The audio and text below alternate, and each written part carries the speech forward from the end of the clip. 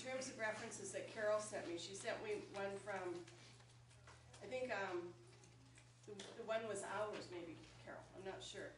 It's a, but anyway, so, and then there's one from Coquitlam, BC, South Hurons is here. There's also another Economic Advisory Committee info. So there's just some examples of some of the things that go on. So now I'm going to turn it over to my partner in crime, and you're now going to have a new naive approach to it, and you're going to know nothing. A new naive. Very. The reason that Laurie and I came in today with this economic development committee of the whole without too much information is simply because we don't know what the answer is going to be to whatever question we decide to ask. And to ask the question, we need to have a vehicle for people to be able to ask that question within. And for the question, we have to be able to provide research. What Laurie has shown us are conclusions that other communities have come up with after completing their own research through a variety of different methods. And whether they're good, they're bad, whatever, it doesn't matter. It fits their community, it gives you options, it gives us an idea of where we could possibly go by the end. Now, I would prefer to have some sort of committee, an ad hoc committee or something struck, but we have to decide what kind of vehicle we want to go to do this research. When you're looking at research, we're looking at a combination of quantitative and qualitative research to be able to figure out who lives here, what people want here, what businesses are here, what advantages, what possibilities and options people have, and why they want to come here, or why they want to stay here, why they want to live here. I went through 4 different methodologies of research, and I think the best one for us is an exploratory research. And what it does is it gains familiarity and insight to formulate a precise research question. So the exploratory method pretty well talks to people who are new, who are old, who have got a deep knowledge of the area, and people who bring experiences from other places. What this does when you have an exploratory research method is it brings an insight by bringing in all the stakeholders, and you might end up with a question or an answer to a question which is completely different than what you expect, or what we consider the norm, or what we consider our neighbors doing. We don't know. We have to go in, when I say naivety, it doesn't mean that we don't know what we're doing. Let's get that right for the press. What it means is we're going in understanding that we don't have the answers. We go in saying we know exactly what needs to be done. There is no need for a committee of the whole. There is no need for any research. There will be no need for anything, because we know what needs to be done. We just have to go out there.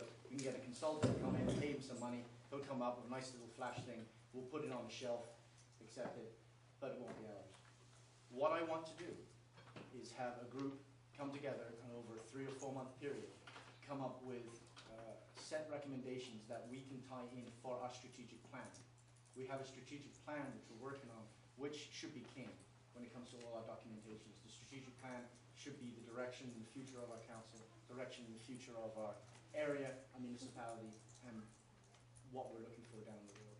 And it'll be able to tie the stuff in together. The risks of an exploratory research is we have the possibility of wasting time on dead ends. But we have to explore all the routes, because we don't know if that route is a dead end or not. We can't go in there thinking, oh, well, that's no good. I've seen that happen like 10 years ago. That won't work today. It might work today. Things have changed dramatically, especially when it comes to technology.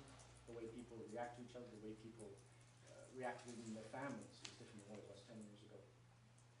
The advantage is that this can create, let's say, I'm going to use the term a map as an analogy, but it can create a map that is accurate, but also interesting. Other ways, you get people in consulting and stuff like that, which is a different methodology. We'll create a map. Basically, here's a tourist place, here's this, here's that, here's what you can do. But is it interesting? We need something that is interesting, why people come here. We have to be able to portray the reason why people want to be here. It would also be able to bring out our markets, different markets, and the most important market of all, which are the people who live here. That is our number one. Our number one market really is basically taking care of the people that live here, giving them a future. That's our market. And then we export ourselves to other neighboring markets and hopefully incite them to come here as well.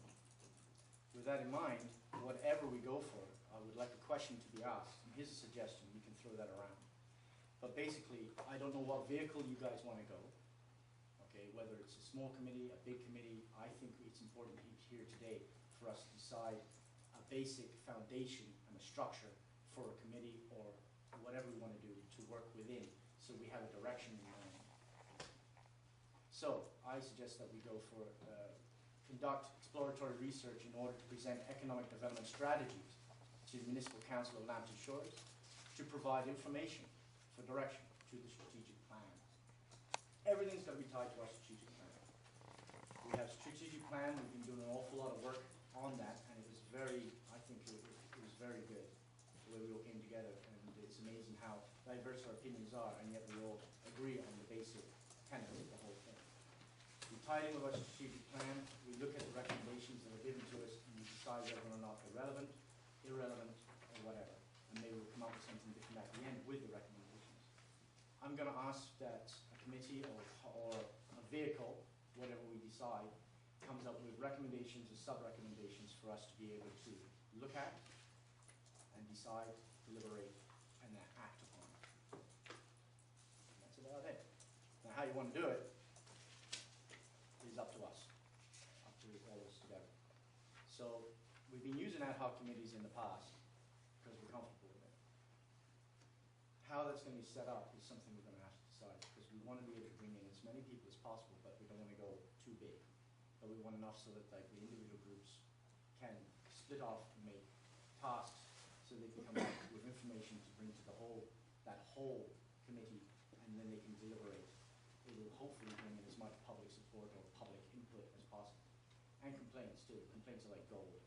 People are so darn polite around here. You wouldn't know it sometimes, but people are very polite around here that trying to get something negative said about what we're doing is very hard to find. And they're like gold. So we find them. Okay, yeah. So I'll leave it for you guys, and you guys can comment on it, ask questions or whatever.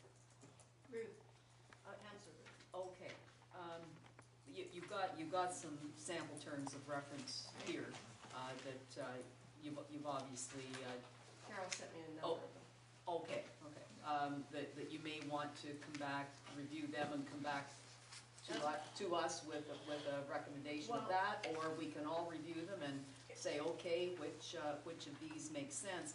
But I guess, like as Martin said, if we're moving forward with some type of advisory committee, and which we will discuss, everything is tied to strategic plan. So it seems to me that we've got a little bit of housekeeping stuff we've got to get in order before we move forward with any ad hoc committee, which I mean, that's great, that's fine, but we've got our kind of our vision statement, we've got our values, we've got a matrix of stuff that's kind of been sitting there that we haven't done anything with, and so which is first, the chicken or the egg? We've got to get that thing cleaned up so that we actually have a strategic plan, which we don't have yet. We do. We've got the 2008 strategic plan, and we've only begun to work on that revision. So do we finish that and then move forward with this? Just how do we see that happening? I guess that's what I'm not quite sure of. Martin? I don't think it's a problem. We can do things concurrently. We don't have to do things consecutively when it comes to things like this, especially with strategic planning. It's important to be able to get, well, as much information that is relevant to what we're doing. And some of the things we need to know. We really need to know who our people are. We really need to know what our business is. We really need to know who's interested for what. So the first thing to do is to send people out and do research at the same time as we are deliberating. They have to be able to have the right to go out, and the mandate, I guess, to go out and start collecting information that they can start bringing together, identifying our clusters, identifying things, including the Sarnia, the tourist people, SLEP, all the rest of it. See what our options are, see what we can do, see if we can use these tools to a better advantage than what we are right now. Doug? Well, I guess, yeah, I agree with what you're saying. I think you have to define too what your economics looking for. You may have to break it down into different categories as far as your residential growth. You're looking at your shopping or the business growth, the retail, the whole sector.